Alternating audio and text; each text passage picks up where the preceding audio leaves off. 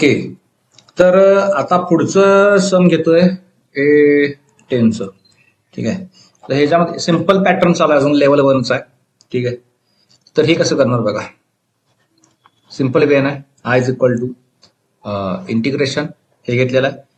तर मी याचं थोडंसं इंटिग्रेशन काय करतो, स्पाईड करतो, कारण सिम्प्लिफिकेशन होत नाही, पण इथं टर्म्स सेपरेट आहेत. काय कसं करतो बघा. इंटिग्रेशन एक्स क्यूबला देतो डीएक्स, पुढचं कोण आहे प्लस, हे इंटिग्रेशन 3x ला देतो 3x dx. तुम्हाला काय काय माहित पाहिजे, तुम्हाला ह्या गोष्टी माहित पाहिजेत. कुठल्या, एक्स रेस टू एनचं इंटिग्रेशन काय असते.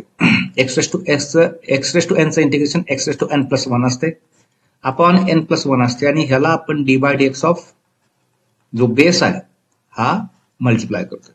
ठीक आहे, जो कोण असेल तो. आणि ए रेस टू एक्स कसं असते integration, a raise to x ला a raise to x upon log of a, आणि इथं डोक्यावरती कोण आहे एक्स, त्याचा d by d x of x, इथं आपण लॉग ए ला अपॉनला मल्टिप्लाय करतोय. ठीक आहे.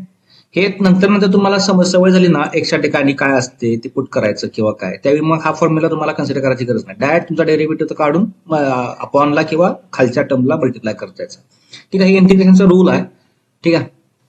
तर बघा आता काय होणार याचं, बाय युझिंग धिस फॉर्म्युला हे काय होणार, एक्स रेस टू एनचं एक्स रेस टू 3 + 1 अपॉन 3 + 1, आणि बघा या बेसचा एक्सचा डेरिव्हेटिव्ह असतो. हा एक्सचा डेरिव्हेटिव्ह काय असतोय सगळ्यांना माहिती आहे, डेरिव्हेटिव्ह असतोय 1 न मल्टिप्लाय केलं तर काय फरक पडणार आहे काय, त्यामुळे मी ते काहीच करत नाही. ठीक आहे.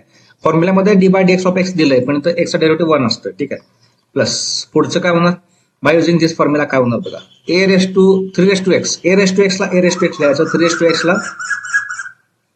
ला 3x असंच लिहिला, आपण बघा लॉग आहे, बेसचा लॉग आहे. इथं कोण आहे बेस, बेस 3 आहे. इथं पण सेम कॉन्सेप्ट आहे. एक्स जर का सिंगल असेल तर त्याचा डेरिव्हेटिव्ह काय असणार, 1 असणार आहे. इथं पण काय सिंगल आहे. ठीक आहे. Plus c, this is our final answer.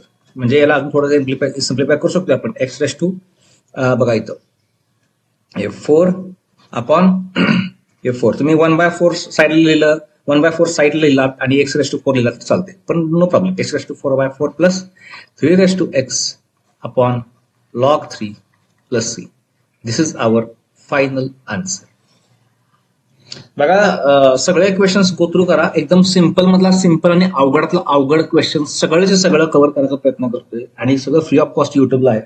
खास करून आपल्या महाराष्ट्रातल्या, खास करून कोल्हापूर, सांगली, सातारा अशा म्हणजे थोड्या तिथं नाही काय अकॅडमी लेवलला जास्त काय शिकवत नाहीत किंवा काय असं काय प्रॉब्लेम होत असेल, तुम्ही काय काळजी करू नका. फक्त माझ्या युट्यूबचे सगळे व्हिडिओज बघत जावा. हा हे थोडंसं माझं डेव्हलप नाही आहे, पण मला काही मी त्या इंटेन्शन केलेलं नाही युट्यूब चॅनल, किंवा मला फक्त एकच इंटेन्शन होतं की कुठल्या पण मुलाचा हा जो मी शिकवाले टॉपिक किंवा जो मी क्वेश्चन्स घ्याले त्यातून पूर्ण कव्हरेज मिळाला पाहिजे. नाही काय, जेवढे तुम्ही क्वेश्चन सोडणार तेवढं तुमचा कव्हरेज पक्का होणार, त्यातलं कुठलं सुटणार नाही मग कुठला हे. आणि तुम्ही जेव्हा प्रॅक्टिस करत जाणार त्यावेळी तुम्हाला ऑटोमॅटिकली सगळ्या मेथड्स काय आहेत, कुठल्या ठिकाणी कुठल्या स्टेपला काय केले ऑटोमॅटिकली समजत जाईल. त्यामुळे एकदा सुरू केलं ना डेली बेसिसवर 10-15 सोडवत जावा तुम्ही. ठीक आहे. ओके.